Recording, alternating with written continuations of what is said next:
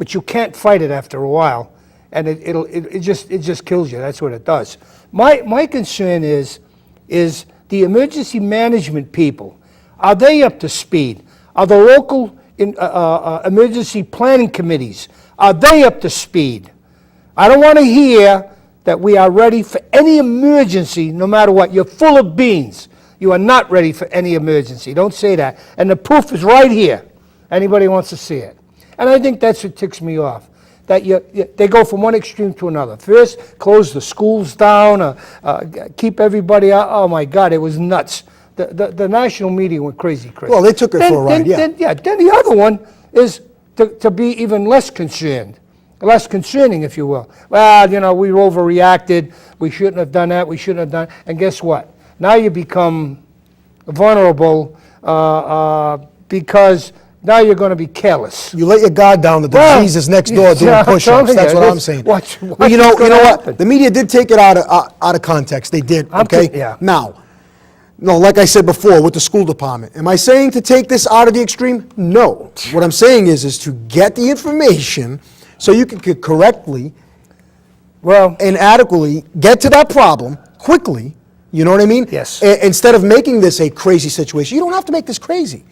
But how do you do it? You need planning. You need planning. You're not going to build a house without a set of plans, okay? You're not going to build a house without a strong foundation. Your house is going to fall down by the, you know? These are the things I'm trying to say. Has the mayor and selectmen called a meeting and asked, where do we stand on this? No. That you know of? You know what? We have a local channel also, if the, what do you call it? People watching? Well, yeah, it is. I believe it's Channel 17 or 4. It's a local channel where if the mayor would have to give you an emergency address or, you know, the state of the city address, you know, but I haven't heard a peep from the mayor on what we should do about this. I haven't heard a peep from the city council on what they should do about this, okay? 9 people that work for constituents. It's their job. It's their job. They should be doing it, okay? Now, why is it my job to go out there and do this? Yes, because I'm a reporter. You know, I'm a reporter that, you know, this is my job, to get you the information. But I don't get paid for this, ladies and gentlemen. I do it out of the goodness of my heart. We do this here because we like to help people. And that's what we're all about, okay? Now, your elected officials who get paid to do something should be doing this stuff here. The political games is all they're worried about today. We need to take care of important issues. We need to take care of important issues. On another note, not to get, we don't have much time, unfortunately, but another note, if we can shift gears. Yeah, sure. I went by today, I was curious. Like I say, there's so much to talk about that we happen to know about, okay? I went by, you know how long the landfill is in length? It's a half a mile. A landfill that reeks germ and toxics, okay? There is such a story on that landfill, it's incredible. There is such a story about things that are going on in this area. It's like everything is underground. Shh, don't talk about that. Hush, hush. You know, they don't want certain things to be known about what's going on. If they give that landfill 33 more acres of land to throw more toxic waste, you don't worry about Dominion, and don't worry about LNG. That's a lot of malarkey, by the way. The thing is, don't worry about Montauk.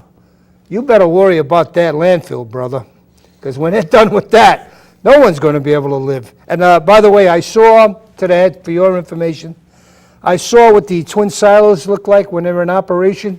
Those twin water cooling silos that Dominion wants to build that no one is talking about, especially the Herald News. We talk about it. But I got to say it, I'm sorry. I don't know what happened to the Herald News, but they are behaving like a left-wing socialist newspaper. I can't get over the articles that are in there that do not address the issues, and the articles that they do put in, some of them are very insulting. But anyway, you'd think they'd be more responsible, and they would be checking these things out. They would be looking and talking about the landfill. They don't. They would be talking about the twin silos. They don't. What about Montauk? Why not have, you know, I just don't understand it. To a degree, I do, okay? I think the only ones that showed any concern, your friend what's his name, Barry Richards? Yep, he doesn't have his local show now. Even Rick Oliver had a few things to say. I don't know about the other guy.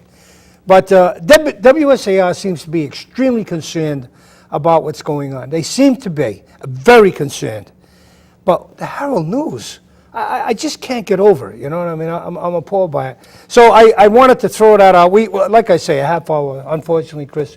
You know, we start shooting a breeze and it's like 5 minutes, you know. But these are all issues that need to be talked about. Now, invite the councilors on this show. Absolutely. I mean, if you have to write them a letter, write them a letter. But get them here because they're running for office come November, right? Yeah. So it's all right.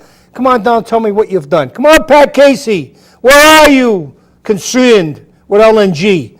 You know, you live in the back. There's a tank right near your house, by the way. Why don't you get that one shut down? I think they should shut them all down. I said that before. You shouldn't say that. But anyway. Well, you know, get them. They're all invited to this show. And I want to turn this back to you because I've said enough for now. But we've only got 2 minutes. So you know, I can open up a can of worms. We're rolling and talk about something else that will tick them off, and it has ticked me off. Shame on the governor. Shame on you. Fall River, New Bedford, all these poor towns were asking for money to keep our public safety intact. You gave us nothing. You got the sheriff crying that he was going to shut the jail down. You immediately earmarked $32,000 for each county, each sheriff. Can you imagine that? Where did that money come from? Don't tell me there's no money out there. You could be helping out, okay? But it took the governor. Took the governor to get put against the corner to give out money. That's not a leader. A leader should be there and help each and every person that he takes an oath of office for. Fall River, everyone in this city, love your city. We need to stop thinking that we have no chance to do anything. A leader believes in himself and he believes in taking control of every single person and helping to do what he can for the next person. Do that. Try that out. Ask yourself, what can I do for someone else today to help someone else? You do that, you got a better chance of getting a good chance of life and enjoying life. With that, ladies and gentlemen, Bristol County News, Comcast.net. I really want to talk about this some more. We don't have enough time. It's always a pleasure having you with us. We'll see you next time. Good night. Bye-bye. Take care, yeah. All right. Always a pleasure. See you next week. We'll see you next week. Take care, boys.